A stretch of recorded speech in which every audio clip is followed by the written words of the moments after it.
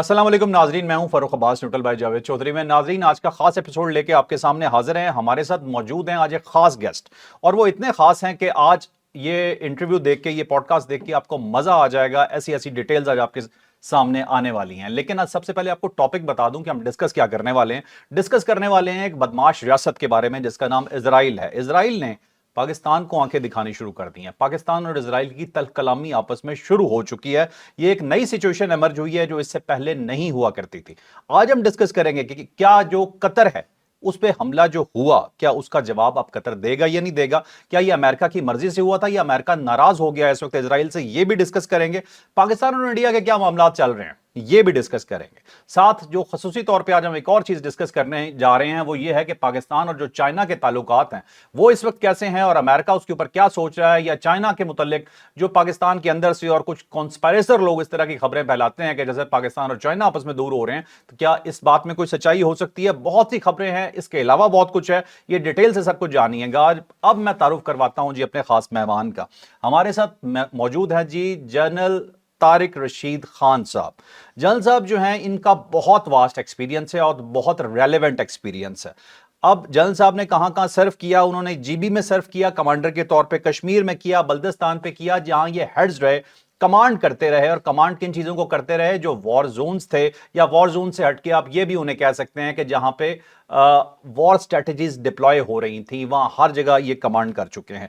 NDU के war wing को ये टीच कर चुके हैं, पढ़ा चुके हैं, तो जंग के माहिर हैं। जनरल वैसे तो माहिर होते ही हैं, लेकिन ये जनरल साहब हमारे स्पेशली इसलिए माहिर है कि इन्होंने जंग पढ़ाई भी हुई है।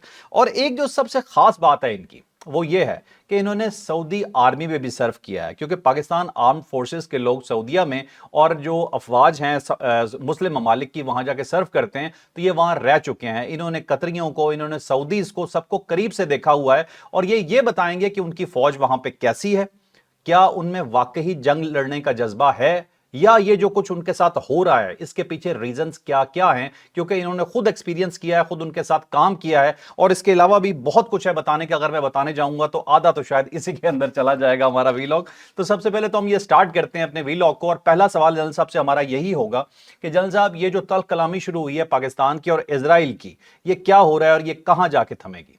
वेलकम जनरल साहब। बहुत शुक्रिया, थैंक यू वेरी मच। देखिए, इजराइल को अगर किसी ने कोई आगे से जवाब दिया है इफेक्टिव वे, तो पाकिस्तान ने दिया है। अब देखें, पाकिस्तान इस वक्त यूनाइटेड नेशन की सिक्योरिटी काउंसिल का मेंबर है, और उसमें लाउड एंड क्लियर तरीके से हमारे जो वहाँ परमानेंट मंदूब हैं आसिम इफ्तिखार साहब, उन्होंने कहा कि इजराइल आप जो है एक ऑक्युपायर हैं, आप एग्रेसर हैं, और आपने इलीगली फ़लस्तीन का इलाका पे कब्जा किया हुआ है। आप देखें 1948 का जो यूनाइटेड नेशंस का जो प्लान था, उसमें जो इस वक्त फ़लस्तीन और गज़ा के इलाके हैं, मैं आपको बताते चलूँ कि जो वेस्ट और ईस्टर्न यरूशलेम है, ये जो था ये फ़लस्तीन डिक्लेयर हुआ था, ठीक है। और गज़ा जो था ये ब्रिटिश कंट्रोल में था। आजकल का गज़ा, वेस्ट बैंक भी ब्रिटिश कंट्रोल में था। फिर 1948 की वार हुई, और उस वॉर के बाद जो था उसमें इजराइल ने वेस्टर्न जेरूसलम पे कब्जा कर लिया, और जॉर्डन ने ईस्टर्न जेरूसलम पे कब्जा कर लिया, और वेस्ट बैंक पे कब्जा कर लिया, और गजा का जो इलाका था इस पे इजिप्ट ने कब्जा कर लिया। ठीक है। तो ये तो सूरत हाल थी 1948 के बाद की। फिर जब 1967 की वॉर होती है, तो उसमें जो है इजराइल इन तमाम इलाकों पे कब्जा कर लेता है। ठीक है। गजा पे भी कर लेता है, वेस्ट बैंक पे भी कर लेता है, और गोलान हाइट्स पे भी कर लेता है सीरिया में। फिर 1973 की वॉर होती है, और उसमें भी क्योंकि फिर कैंप डेविड एग्रीमेंट हो गया, तो जो सनाई डेजर्ट कब्जा किया था उससे इजराइल फोर्सेस ग्रेजुअली विड्रॉ कर जाती हैं, और ये विड्रॉल मुकम्मल होता है 1982 में। ठीक है। और उसके लेकिन वेस्ट बैंक में वो अपना कंट्रोल रखते हैं। कुछ इलाके जो जिसे बाद में ए और बी एरियाज कहा गया, वहां पे पीएलओ का कंट्रोल दे दिया। ठीक है। और ग्रेजुअली फिर जो है हमास जो है, पहले तो इजराइल भी इसको सपोर्ट करते रहे, क्योंकि वो एक काउंटर वेट तैयार कर रहे थे अल-फतह के अगेंस्ट। अल-फतह ग्रुप जो पीएलओ का वेस्ट बैंक में था। ठीक है। तो पहले तो ये एक थी वेलफेयर ऑर्गेनाइजेशन, आहिस्ता आहिस्ता फिर वो इजराइल की जो अट्रॉसिटी थी, बदमाशी थी, उसके खिलाफ ये फिर हमास एक मिलिटेंट ऑर्गेनाइजेशन बन गई। तो आप देखें कि और उस वक्त जो 1948 के प्लान के मुताबिक सिर्फ तल अवीव मेन शहर था, और कुछ एक पट्टी थी, اور ٹوٹل 14,700 اسکوائر کلومیٹر کا علاقہ تھا اسرائیل کا. اسرائیل کا. ٹھیک ہے. اور 1967 وار کے بعد انہوں نے تقریباً 89,000 اسکوائر کلومیٹر کا علاقہ قبضہ کر لیا.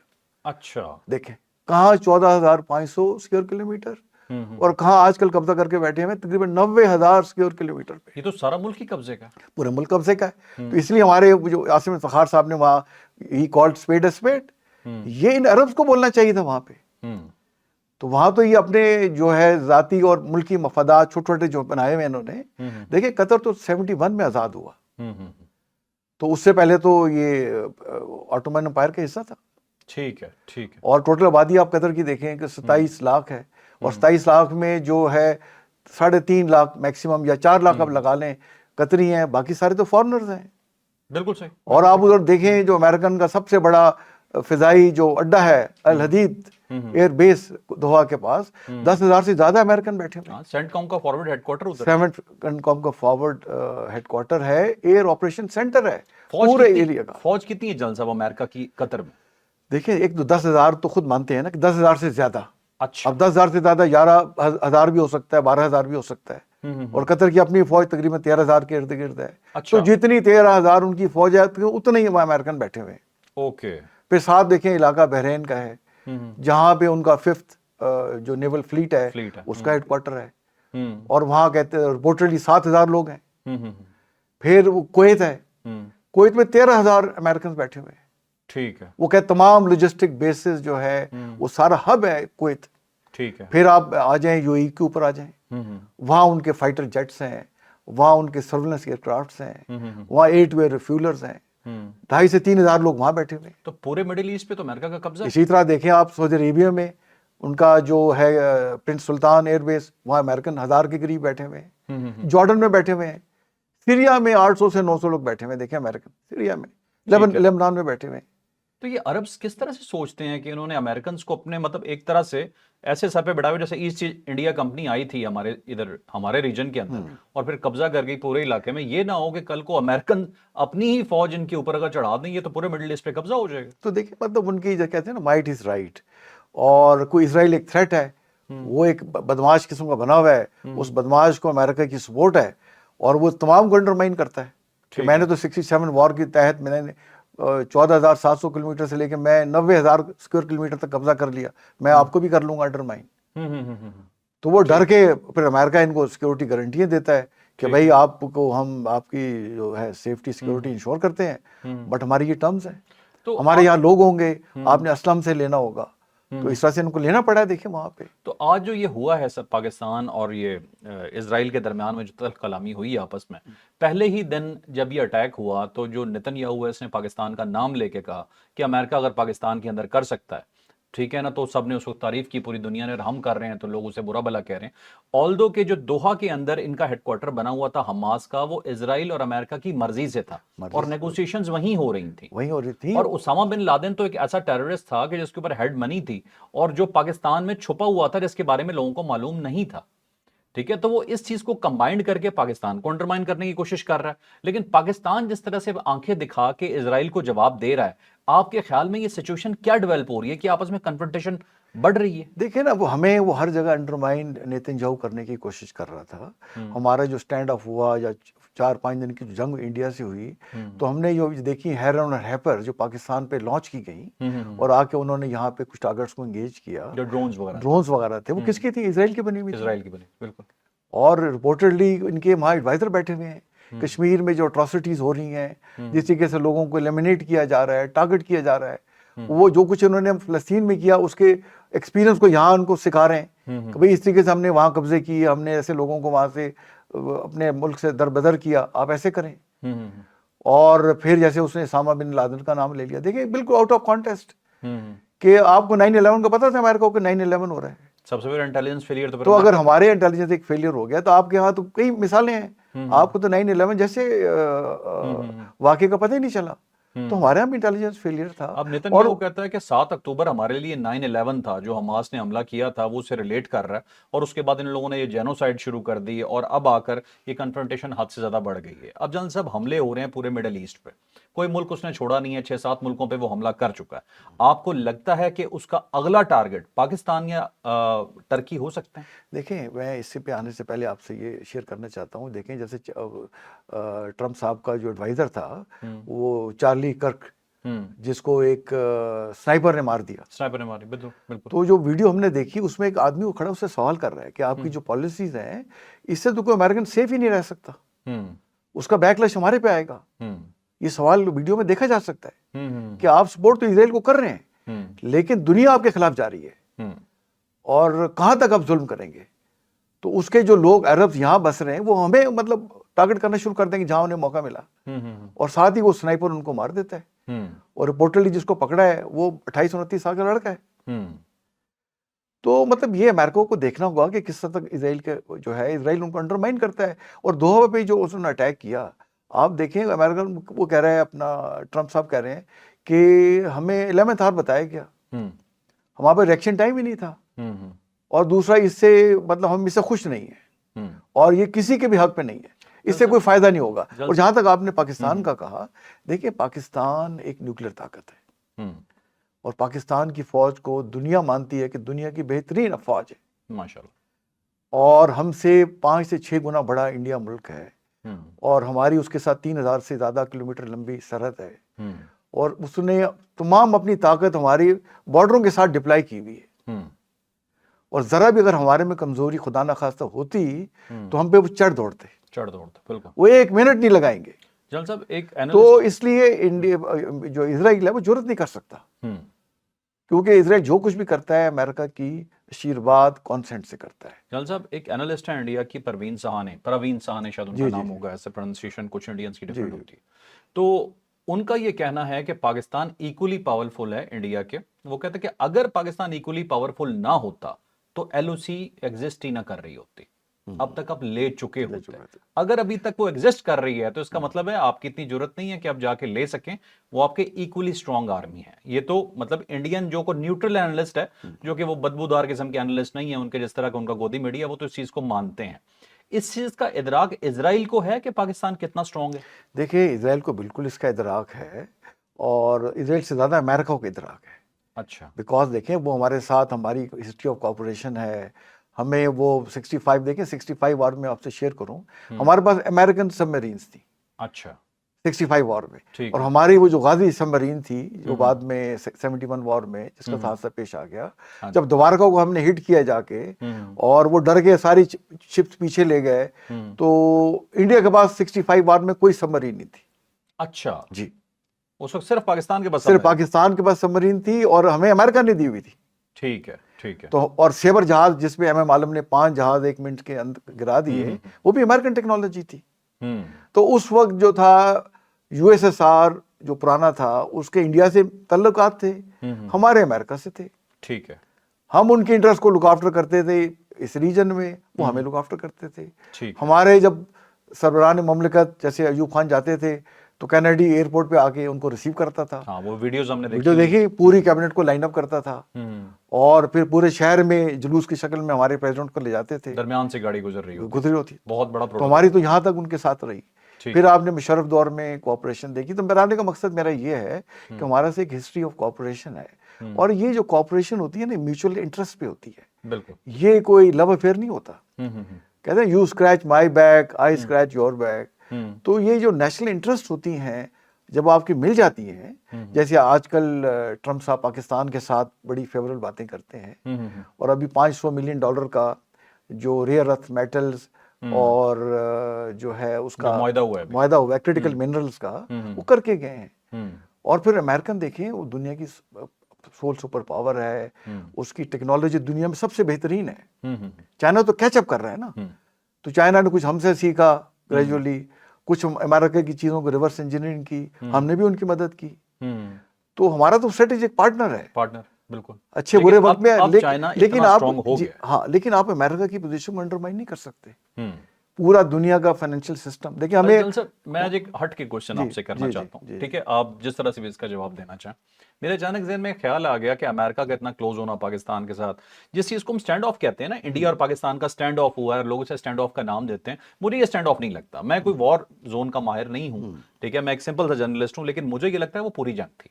ٹھیک ہے، اب آپ اسے جو مرضی کہہ لیں، ماڈرن جنگ ایسی ہی ہوگی، ایسی ہوگی. ٹھیک ہے. اسے ہم یہ نہیں کہہ سکتے کہ چھوٹا سا کانفلکٹ ہوا. بھائی آپ نے جہاز گرا دیے، میزائل چلا دیے، گولے چلا دیے، ڈرون چلا دیے، اور جنگ کیا ہوتی اور کیا ہوگی. ٹھیک ہے. آپ نے پوری ایک دوسرے کی پاورز ٹیسٹ کی، اور جب انہیں محسوس ہوا پاکستان سٹرونگ ہے تو تبھی وہ پیچھے ہٹے، ادروائز کس نے چھوڑنا تھا. دیکھیں مطلب آپ نے پوری کیپیبلٹی ایک ریفلیکشن دکھائی، ریفلیکشن دکھائی ہے، اور انہیں احساس ہو گیا کہ بھائی یہ ریئل ہے، پورٹنٹ ہے، اور ہم اس کے آگے نہیں ٹھہر سکتے. آپ نے ان کی 32 ایئر بیسز کو اٹیک کر دیا. اس سے زیادہ بڑا حملہ اور کیا ہو سکتا تھا؟ تو میری نظر میں تو یہ جنگ ہی ہوئی تھی. تو جلال صاحب یہ جو امریکہ کو اچانک آپ نے دیکھا، اس کے بعد ٹون چینج ہوئی، پہلے نن آف آور بزنس سے آور بزنس ہو گیا، سارا کچھ بن گیا. یہ جو پاکستان کی اچانک عزت بڑھ گئی پوری دنیا کے اندر، جو میں نظر بھی آ رہا ہے، پوری دنیا میں کوئی پھڈا ہوتا ہے تو ہم پہلے پہنچے ہوتے ہیں، ٹھیک ہے، اور وہاں دکھا رہے ہوتے ہیں، اور دنیا ہمیں ویلکم بھی کر رہی ہے، نہیں بہادر آئے ہیں، ٹھیک ہے، نظر آ رہا ہے. لیکن جلال صاحب یہ کس کی وجہ سے ہو؟ دیکھیں یہ جو سارا جو ہمارا ان کے ساتھ 4-5 دن کی جنگ ہوئی، تو اس میں جو فرق ڈالا نا، یہ ہماری لیڈرشپ کی ریزالو نے ڈالا. آرمی لیڈرشپ کی، پرائمرلی آرمی لیڈرشپ. ٹھیک ہے. کیونکہ دیکھیں ہمارا نیوکلیر پروگرام کا رکھوالا کون ہے؟ آرمی، پاکستان آرمی ہے. اور آپ دیکھیں کہ پاکستان آرمی جو ہے وہ پاکستان کی نہ صرف سرحدوں کی محافظ ہے، وہ پاکستان کے ہر شخص کی محافظ ہے. سیلاب آ جائے، خدا نخواستہ ارتھ کوئک آ جائے، کوئی کلیمٹی آ جائے، تو لوگ کس کی طرف دیکھتے ہیں؟ آرمی کی طرف. اور سب سے پہلے کون وہاں پہنچا ہوتا ہے؟ آرمی پہنچی ہوتی ہے. تو میرا اپنا یہ خیال ہے کہ فیلڈ مارشل عاصم منیر نے اس دفعہ جو ریزالو دکھایا، اور اس نے فرق ڈالا. انڈیا نے مس کیلکولیٹ کیا. بالکل مس کیلکولیٹ. اس نے کہا کہ ہمارے پاس، جیسے انہوں نے اٹیک کیا 75 سے 80 جہازوں کے ساتھ اٹیک کیا، ان کے ذہن میں یہ تھا کہ ہم اٹیک کریں گے، کچھ ٹارگٹ سے انگیج کریں گے، اور پھر ہم اپنی ایکسٹیریئر منوور یعنی کہ اپنی ڈپلومیٹک منوور سے پاکستان پہ پریشر ڈالیں گے کہ جواب نہ دو. ٹھیک ہے. ہمیں ایک فیس سیونگ مطلب مل جائے گی، اور ہمارا بہار میں الیکشن آ رہا ہے، واہ واہ ہو جائے گی مودی صاحب، اور مودی صاحب کا اسٹیچر دنیا میں بڑھ جائے گا. بالکل صحیح. تو ہم انہیں کہہ رہے تھے کہ ہمیں انڈرمائن مت کرو. اور پھر ایسی بھی رپورٹس ہیں کہ ڈیورنگ دی جب وار چل رہی تھی، وہ ہم پہ جیسے ہم نے ان کا حملہ پسپا کیا اور ان کے 6 طیارے گرا دیے، تو دنیا کی کئی طاقتوں کے جو لیڈر میٹر کرتے تھے وہ بات کرنے کی کوشش کر رہے تھے عاصم منیر صاحب سے. اچھا. تو انہوں نے رپورٹڈلی کالز نہیں لی جب تک کہ جواب نہیں دیا. اوکے. جب جواب چلا گیا، انڈیا کو احساس ہوا کہ بھائی یہ تو ہمیں لے دے جائیں گے، اور ساتھ یہ ریزالو دکھا دیا کہ ہم کسی بھی حد میں چلے جائیں گے. ہم تو دنیا میں امن چاہتے ہیں اور ہم حملہ نہیں کرنا چاہتے، بٹ ابھی آپ نے حملہ کیا ہے، اب اس کا آپ کو پورا مزہ ہم چکھائیں گے آپ کو. ٹھیک ہے. تو اس نے فرق ڈالا. اچھا جلال صاحب مجھے یہ بتائیے گا کہ یہ جو بھی منرلز کی جیسے بات ہو رہی ہے، انویسٹمنٹ آ رہی ہے پاکستان میں اربوں خربوں ڈالر کی، اس انویسٹمنٹ کو لانے کے لیے بھی جو مین کردار ہے، ٹھیک ہے، وہ فیلڈ مارشل عاصم منیر کا ہے. دیکھیں ایک تو اللہ کی مہربانی ہے. ہم پاکستان دیکھیں، دنیا میں اللہ تعالیٰ کے اندر تو دیکھیں نا، قرآن شریف میں لکھا ہوا ہے کہ دنیا میں اگر ہر آدمی جو چاہتا ہے میں اسے دے دوں، تو اللہ کے خزانوں میں تو اتنی کمی بھی نہیں ہوگی جتنی ایک سوئی کو آپ سمندر میں ڈوب کے نکال لیں. بالکل صحیح. تو جو ملک ہی اسلام کے نام پہ بنا ہے، جس کا تو لوگ کہتے ہی ہیں کہ پاکستان کا مطلب کیا ہے، لا الہ الا اللہ، جس پہ ہزاروں لوگوں نے اس کے بننے میں قربانیاں دی. اور مکہ سے ہجرت جب ہوئی حضور پاک صلی اللہ علیہ وسلم کے زمانے میں، دوسری ہجرت لوگوں نے پاکستان بننے کے لیے کی.